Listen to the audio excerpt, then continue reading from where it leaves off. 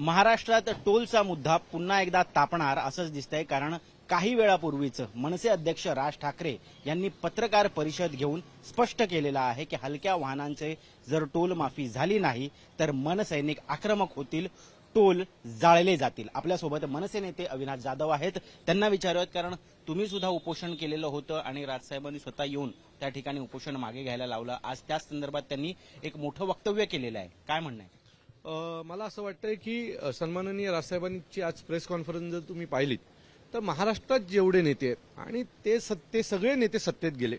सत्तेत जाण्याच्या आधी सगळ्यांनी महाराष्ट्रातल्या जनतेला आश्वासित केलं होतं की आम्ही सत्तेत आल्याच्या नंतर टोल माफ करू. त्याच्यानंतर आत्ताचे जे उपमुख्यमंत्री आहेत त्यांनी स्पष्ट काल म्हटलं की आम्ही ऑलरेडी माफ केलंय.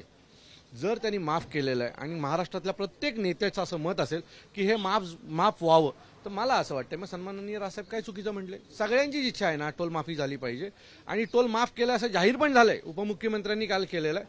सो मला वाटतं महाराष्ट्रातल्या जनतेला मग तुम्ही का फसवताय किंवा मग काल तुम्ही का खोटे बोललात. सो सन्माननीय राजसाहेबांनी जे आज सांगितलं त्या पद्धतीने 2-4 दिवसाची वाट पाहिली जाईल. मुख्यमंत्री काय याच्यावर निर्णय देतात हे पाहिलं जाईल आणि त्याच्यानंतर जे काय सन्माननीय राजसाहेबांनी आज आम्हाला आदेश दिलेत त्यांचं पालन तंतोतंत होईल. या ठिकाणी सगळ्यांना प्रश्न पडलाय ते म्हणजे उपमुख्यमंत्री देवेंद्र फडणवीस यांनी जे काल वक्तव्य केलेलं आहे की राज्यभरात हलक्या वाहनांना टोल माफी झालेली आहे, कशाच्या आधारावरती ते बोललेले आहेत आणि मग असं असेल तर मग मनसैनिकांना रस्त्यावरती का उतरावं लागतं. मला असं वाटतं की काल देवेंद्रजींनी जी स्टेटमेंट केली त्याच्यानंतर महाराष्ट्रातल्या चौकाचौकात कालचा हाच विषय होता.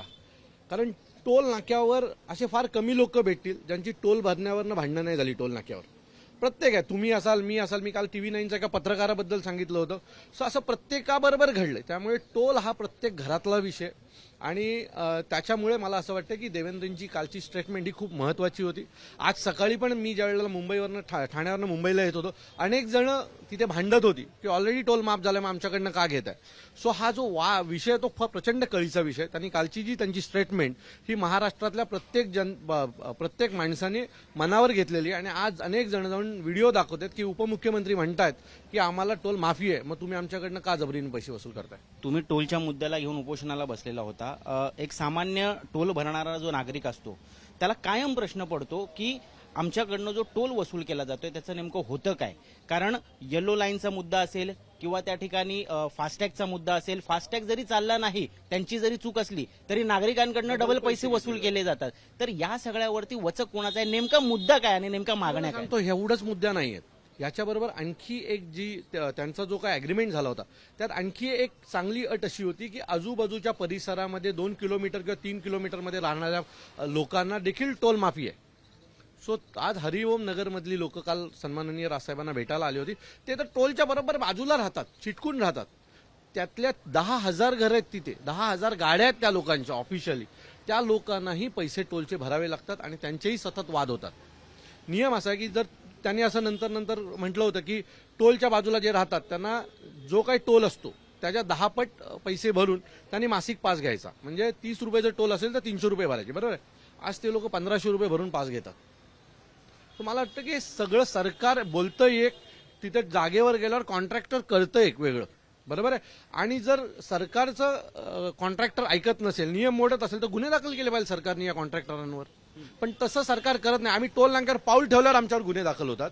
पण कॉन्ट्रॅक्टर सरकार जे सांगताय, उपमुख्यमंत्री सांगतात, मुख्यमंत्री सांगतात, सरकारचे GR निघतात, त्याच्यानंतरही कॉन्ट्रॅक्टर ऐकत नाही, तिथली मुलं ऐकत नाहीत आणि तरी त्यांच्यावर गुन्हे दाखल होत नाही.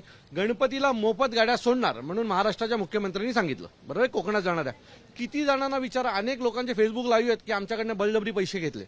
सो याचा अर्थ सरकारचं, मुख्यमंत्र्यांचं देखील टोल कॉन्ट्रॅक्टर ऐकत नाहीत असं त्यातनं साध्य हे होतंय. 2010 साली ज्यावेळेस मनसेने आंदोलन केलेलं टोलच्या संदर्भातलं 67 टोल नाके हे महाराष्ट्रातले बंद झालेले होते. आता आंदोलनाला आपण हात घालताय, पुढचं ध्येय काय असणार. मी तुम्हाला पूर्ण विश्वासाने सांगतो की मुंबईचे जे 5 टोल नाके आहेत आमच्या ठाण्याचे आणि मुंबईमधले, हे 100% आता बंद होणार. कारण महाराष्ट्र सैनिक आता ऐकणार नाही. उपमुख्यमंत्र्यांनी जे काही म्हटलंय त्याचं आम्ही पालन करणार. महाराष्ट्रातले सगळे टोल नाके जिथे आहेत त्याच्यावरनं गाड्या मोफत जाणार. उपमुख्यमंत्र्यांच्या आदेशाचं आता आम्ही पालन करणार. आता पुन्हा एकदा सरकारकडनं जे सांगण्यात येतं ते म्हणजे करार झालेले आहेत काही वर्षांचे, बीओटी तत्वावरती दिलेले आहेत, आम्ही किती पैसे जमा केले हे डिजिटली डिस्प्ले करतो. किती पैसे आहेत माहितीये का तुम्हाला? 2002ला जे म्हटलं, जो अग्रीमेंट आहे, हे सगळं मी थोडंसं स्टडी केलं. 2100 कोटी रुपये पूर्णपणे 5 टोल नाक्याचं ते टेंडर होतं. 2100 करोड रुपये, बरोबर आहे.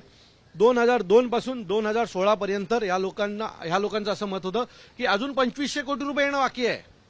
मग 2002 ते 2016 वसूल केलं ते काय होतं, बरोबर आहे.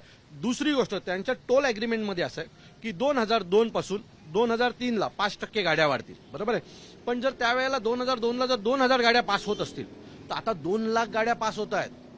या अर्थाने ते पैसे केव्हाच वसूल झाले आहेत. हा टोल खरा 4 वर्षापूर्वी बंद झाला पाहिजे होता. एवढे पैसे वसूल झालेले आहेत, पण तरी सुद्धा हे अशाच प्रकारे आमच्याकडनं वसूल करतायत. आणि ह्याच्या पुढे अशा प्रकारे जर बळजबरी यांनी आमच्याकडनं वसूल करायचा प्रयत्न केला तर यांची गाठ आमच्याशी. शेवटचा प्रश्न विचारतो. आता राज ठाकरे यांनी 2 दिवसाचं अल्टिमेटम दिले, मुख्यमंत्र्यांना भेटून पुढची दिशा ठरवली जाईल. परंतु जर टोल नाके जाळणार असतील तर जनतेच्याच पैशाचं पुन्हा नुकसान नाही का होणार? मला असं वाटतं की ही जनतेचे कुठले पैसे आहेत? हे कॉन्ट्रॅक्टरचे पैसे. टोल नाके उभे कोणी केले आहेत? कॉन्ट्रॅक्टरनी उभे केले आहेत. त्यात सुव्यवस्था, कायदा सुव्यवस्थेचा जर प्रश्न असेल तर सरकारचं टोल नाक्याची जी पोरं आहेत ती ऐकत नाही. त्यांच्यावर का नाही कायदा सुव्यवस्थेचे गुन्हे दाखल करत?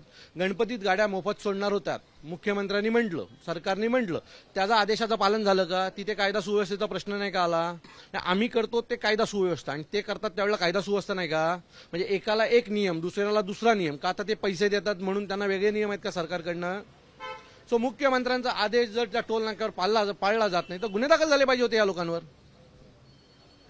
सो मला असं वाटतं की कायदा सुव्यवस्थेचा प्रश्न जे काय व्हायचं ते होऊ द्या. आता एकदाच त्या टोलचा सोक्षमोक्ष लावतो. धन्यवाद. आमच्याशी बातचीत केल्या. आक्रमकपणे अविनाश जाधव या ठिकाणी सांगतायत की कशा पद्धतीनं आता पुढची दिशा जी असेल मनसैनिकांची, आणि मुंबईतले 5 टोल नाके जे आहेत हे निश्चितपणे आम्ही बंद केल्याशिवाय आंदोलन थांबवणार नाही, अशी ग्वाही त्यांनी या ठिकाणी दिलेली आहे. कॅमेरा पर्सन समीर शानबाग सोबत मी ऋत्विक भालेकर, मुंबईत.